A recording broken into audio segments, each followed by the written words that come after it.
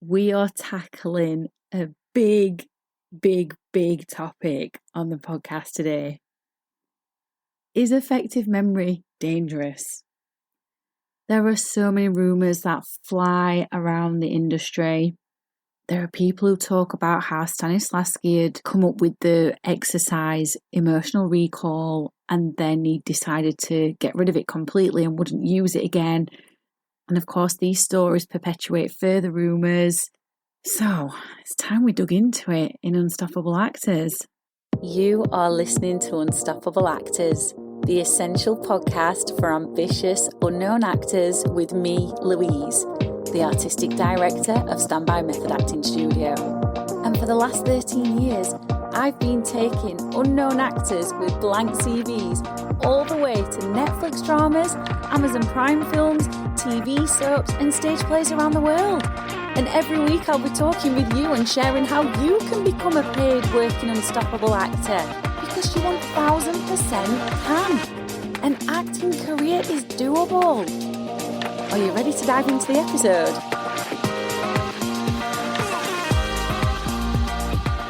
Okay, this is a big topic, as I've already said.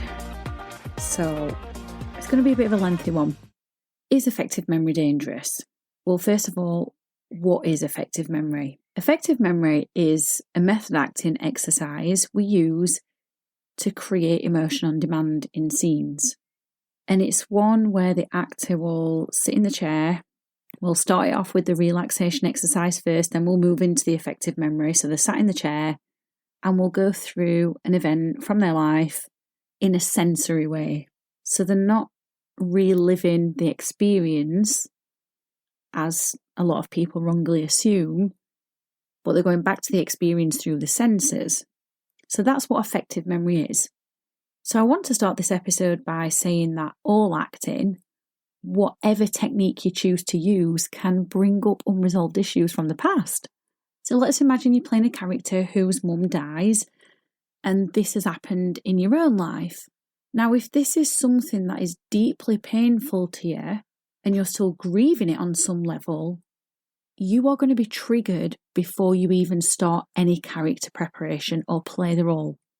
And you could use Meisner's technique, you could use Bertolt Brecht, you could use Stanislavski, you could use Lee Strasberg, or any of the methods out there available to you, and you will still have a visceral reaction. So this comes down to discernment about the roles that you choose to play, and you can say yes to this role, knowing that there's still some grief that needs to be processed, or you can say no. And you can do this at any stage of your career. You don't have to say yes to everything. You don't need to fall for the scarcity mindset, even if you're quite early in your career. You can still say no. It doesn't mean you're never going to get offered any roles again. Now let's take that same role. You're playing a character whose mum has died, and you have no experience of such a loss. But you did lose your dog last year, so you choose to draw upon that, but you don't know the effective memory technique.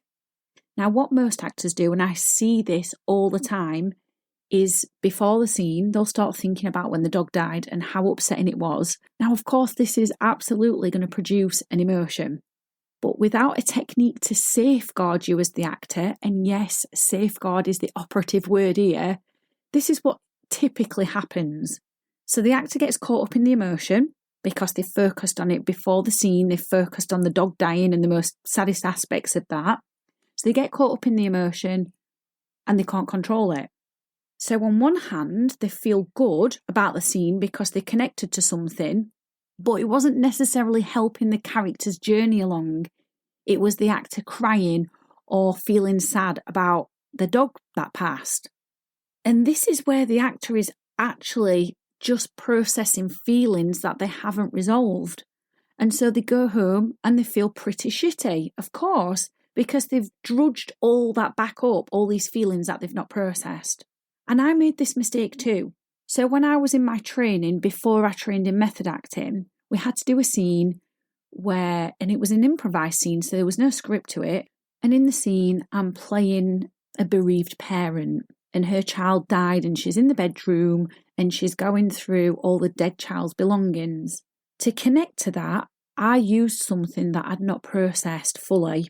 And so the tears came and I thought, oh my God, what a good job I've done. But the tears wouldn't stop. And then after, when I got home, I felt pretty shitty because it had brought all these unresolved feelings back up. Now, the feedback that I got from a director was that that was nothing to do with acting. And he was quite direct about it and stern and not very compassionate. He just simply told me off. He told me I'd made it about me and something I hadn't dealt with. And he was right. But he didn't show me a technique to help me tell the character story and to safeguard me as the actor. So then what happened is I started to become frightened of emotional roles. And so this leads me into my next point, because we've learned here that we do need a technique to safeguard actors so they choose the right things to draw upon. But we also need to be that actor that practices discernment in what we choose to draw upon. And we absolutely, in my opinion, shouldn't be choosing things that we haven't dealt with. Now, you might be shocked to hear me say this as a method acting coach myself, because you might be expecting me to praise effective memory, and I do, because it is a powerful exercise, but in the wrong hands, it's not. And I would be foolish not to acknowledge that. If you get an acting coach who hasn't trained in effective memory properly, or is ruthless and will push and push and push for the emotion, or someone who has no connection to the students or no compassion, you are heading into dangerous territory. So I had a student who this had happened to. They took some, what they said was method acting training elsewhere, and this acting coach was doing something along the lines of working with effective memory. And so this actress was working with the feelings of sadness, and this coach was trying to force sadness out of her. And it took her to a place she hadn't dealt with. And my acting student expressed to me that when she first came to me to train, she was terrified of effective memory. She was terrified of emotional work. She said that she didn't want to do this exercise anymore with her old coach because it was taking her to places that she felt uncomfortable with, but the coach didn't listen. The coach pushed her because it was producing the tears. This was what the coach was after. And so there was no safeguarding of this actress.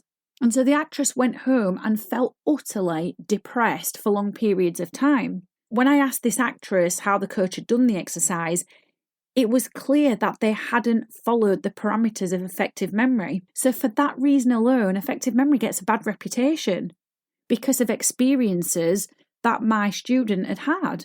And it's no wonder. It's no wonder people think it's a dangerous exercise.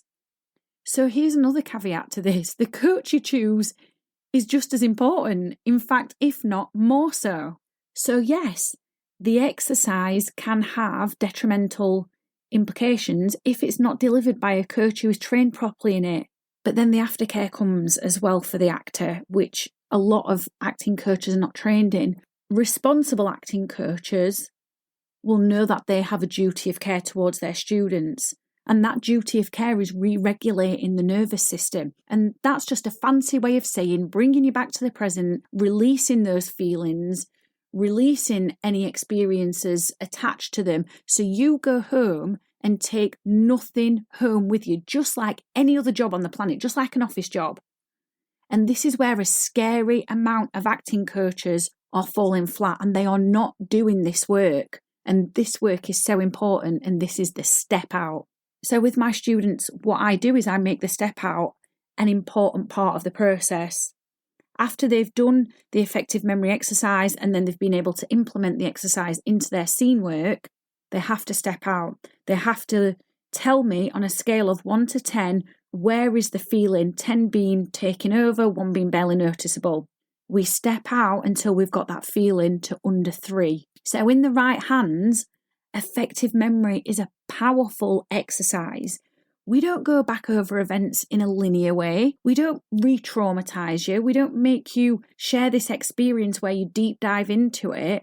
We use a memory. Let's use this same experience of needing sadness for the scene. So we'll use a memory where you have been sad for the purpose of allowing you to connect to it and tell the character story. And we do this by finding the sensory trigger. So there's no raking up old wounds. Now, of course, this is where you've got to be a teammate with your acting coach. So you have to take responsibility as the actor and not use something that's still raw. Don't make that mistake that I made all those years ago in drama school before I'd retrained in method, where I did use something that was still raw. That was on me. Of course, nobody educated me on this, and I had to learn through a hard experience, but I'm sharing that with you so you can learn through my experience and not make the mistakes that I did. That's on you. Please don't use something that's still raw. So then what happens once we've found the sense is that's the only thing you ever use in your work. That sense. That's it. That sensory trigger. After the exercise, you do the step out. After the scene, you do the step out, because this is primary work to take care of yourself. Since I work in this way, since I've been making that aftercare really important, the safeguarding, as well as having an understanding of my own students and being able to pick up on where they're maybe using something that they haven't actually dealt with and stopping the exercise and getting them to rethink this. Since I work in this way, I haven't had a single student tell me that the exercise has affected them in a detrimental way, because we build up that trust beforehand. And I ask them to be open with me at all times, and I'm open with them at all times. And I practice caution. As I've already said, I will stop the exercise when I believe an actor's misjudged an event and hasn't been aware that it's still raw for them. So is affective memory dangerous? It can be. And then also, it's not. So here's what you should know about acting. You are in the art of feeling. You are in the art of life experience, of humans, and you are using the exact medium to create your art and tell the character's story with that you live life with. This is not another craft, let's say, where you're a pianist and the instrument is separate from them, the medium in which the art is created is separate from them. No, you are creating art through your own body, which you live life with. So, of course, from time to time, with or without this exercise, you are going to stumble across things that you haven't dealt with. And this is an extraordinary opportunity for you to be self-aware and say to yourself, this is not something I can use in my art, but in my personal life, is this something that does need dealing with? Am I going to go to therapy? Am I going to seek professional guidance? There's absolutely nothing wrong with that. Or are you going to decide, actually, I'm going to park the experience altogether and I'm not going to use it? And that's something to go in my toolkit to go, that's something you can't touch with your work. And I just don't think there's anything wrong in stumbling across something and going, actually, I do need professional help with this. I don't think there's anything wrong in that. Just don't use it in your work is my advice.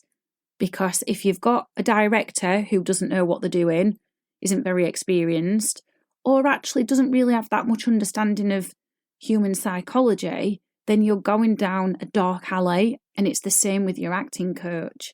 So always tread with caution with this. I hope this has been really insightful for you. I hope it's given you an understanding of affective memory, and I hope it's allowed you to decide whether it's something you would like to use in your process as an actor. And here's the thing, you don't have to. You don't have to use it if you don't want to. And you also can. It's powerful in the right hands. It's not in the wrong hands. If you like my style of delivery, if you like how I explain things, if what I'm sharing with you resonates and you want to learn more method acting exercises, I highly recommend you check out the Summer 10-Week Method Acting Programme. Applications are open for a limited time. This is intensive training where you are going to get that much needed practice to take your skills to the next level by filling up your toolkit with the best method acting exercises that can bring out your best performances, and of course get that all important feedback on how you're doing so you can become aware of your blind spots and you can become aware of what's working for you. To check out the programme, just go to this link, bit.ly/10-week method acting. 10 is in numbers and it's all in lowercase, or you can simply click the link underneath the episode. Auditions are on Sunday the 7th of July. I would love to coach you and I would love to see you at the auditions. I've absolutely loved hanging out with you and I really hope you found this episode inspiring. If you have, please do rate the podcast and hit follow so you never miss an episode and I can help more actors like you. And come and join one of the most supportive, uplifting acting communities on socials, the Unstoppable Actors Facebook group, where you'll get your weekly injection of inspiration, networking and receive your free Method Actors handbook so you can become an unstoppable actor.